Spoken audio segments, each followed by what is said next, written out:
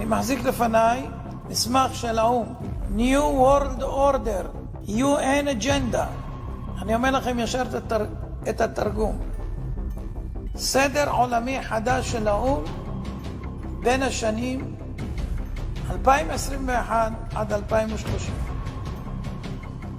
לא תאמינו מה שתשמעו. תתכוננו. קחו אוויר, תנשמו, ואל תתייאשו, כי יש אלוהים למעלה.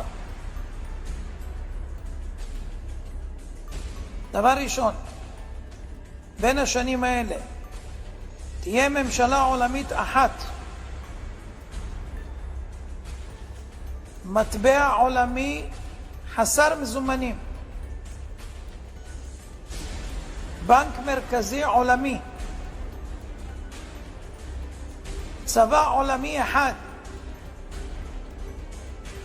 סוף הריבונות הלאומית, סוף כל הריבונות הלאומית, סוף כל הרכוש בבעלות פרטית, סוף התא המשפחתי, סילוק אוכלוסין,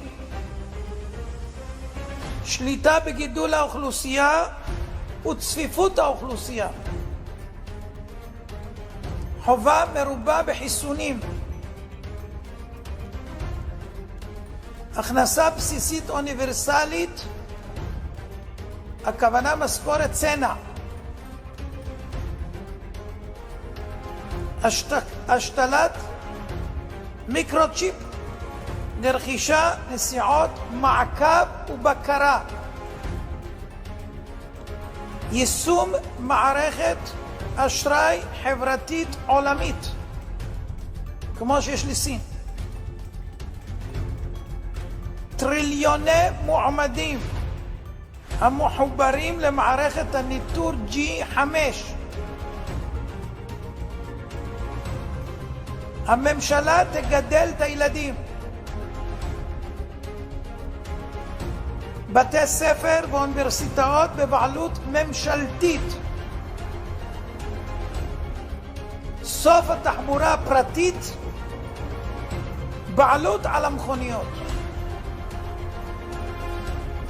כל העסקים יהיו בבעלות הממשלה, התאגיד, הגבלה על מה שלא חיוני בטיסות, בני אדם ירוכזו באזורי התיישבות אנושית, ערים, סוף ההשקיה, סיום המשק הפרטי החי והמרעה, סוף הבתים המשפחתיים, שימוש מוגבל בקרקע המשרתת צרכים אנושיים,